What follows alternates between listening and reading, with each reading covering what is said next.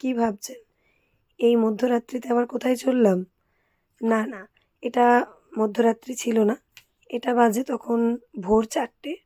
Actually আমি বাড়ির থেকে রওনা হয়েছি আরামবাগের লোকেশনের জন্য। তো ওখানে আমার একটি প্রি ওয়েডিংয়ের ক্লায়েন্টকে অ্যাটেন্ড করতে বেরিয়ে গেছিলাম। সত্যি ভোর ৪টের সময় এই ঠান্ডাতে ঠকঠক করে কাঁপতে, কাঁপতে বেরিয়ে পড়েছিলাম আমি।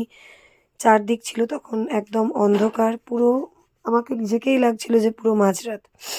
তো এই ব্রাইড আমাকে হঠাৎই আগের দিন বুক করে সন্ধ্যের দিকে। যেহেতু আমি খালি ছিলাম, তার পরের দিনের কাজের জন্য আমার সেরকম কোনো বুকিং ছিল না। সেজন্য আমি বুকিংটা নিয়েও নিয়েছিলাম। আর ক্লায়েন্টের একটাই ডিমান্ড ছিল যে যেহেতু ওরা ওদের বাড়ির লোকেশন থেকে অনেকটাই দূরে শ্যুটের জন্য যাবে, তো ওদের বাড়িতে আমাকে অ্যাটেন্ড করতে হবে একদম আর্লি মর্নিং, মানে ৫টার মধ্যে আমাকে এনিহাউ ঢুকতে হবে আর ওকে আমাকে ৬টার মধ্যে ছেড়ে দিতে হবে।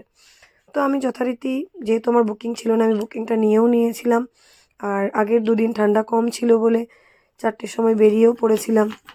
বাট আনফর্চুনেটলি ওই দিন ঠান্ডাটা বেশি ছিল। তো এই দেখুন আমি পৌঁছেও গেছি ক্লায়েন্টের বাড়ি। চারদিক পুরো অন্ধকার, কিচ্ছু দেখা যাচ্ছিল না, খালি আমি আর আমার মোবাইলের লাইট। আর ক্লায়েন্টের বাড়িতে শুধুমাত্র লাইট জ্বলছিল। তো আমি পৌঁছে গেছিলাম ক্লায়েন্টের বাড়িতে। ক্লায়েন্টের বাড়িতে পৌঁছে যাওয়ার পর ক্লায়েন্টের মা আমাকে গরম গরম ১ কাপ চা করে এনে দেয়, যেটা আমার কাছে সেই মুহূর্তে খুবই প্রয়োজনীয় ছিল। চা খেয়ে নিয়ে যথারীতি আমি আমার কাজ স্টার্ট করে দিই। আর ক্লায়েন্টের ডিমান্ড ছিল, ক্লায়েন্টকে যেহেতু সকালবেলায় একদম আর্লি মর্নিংয়ে মেকআপটা হচ্ছে, তো ডে লুক থাকবে, একদম সিম্পল অ্যান্ড সাটেল একটা লুক দিতে হবে।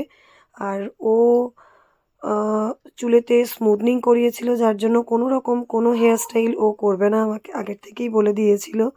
একদম নর্মাল একটা স্ট্রেট হেয়ারের ওপরে যে লুকটা ওকে ঠিকঠাক লাগবে, আমি সেরকম একটা সাটেল লুক ওকে দেওয়ার চেষ্টা করেছিলাম।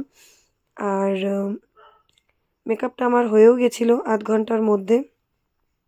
বাট ক্লায়েন্টের শাড়িটা ওর যে হাজব্যান্ড সে নিয়ে আসবে বলে আমাকে একটু ওয়েট করতে হচ্ছিল, কেন কি ওকে শাড়িটা আমাকে ড্র্যাপ করেই ওখান থেকে বেরোতে হবে, সেজন্য।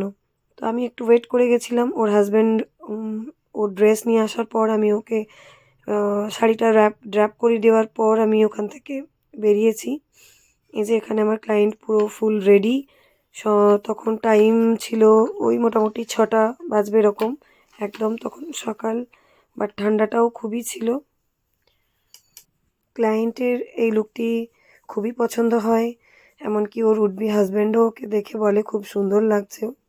বাট ওদের ভালো লাগলেও যেহেতু কোনো রকম কোনো হেয়ার স্টাইল আমি ওকে করতে পারিনি, মানে দিতে পারিনি, তো আমার বলতে কি সত্যি কথা, আমি ফুললি স্যাটিসফ্যাকশান পাইনি। কিছু একটু হেয়ার স্টাইল মোটামুটি করতে পারলে ভালো হতো, বাট কি করা যাবে, কিছু করার নেই।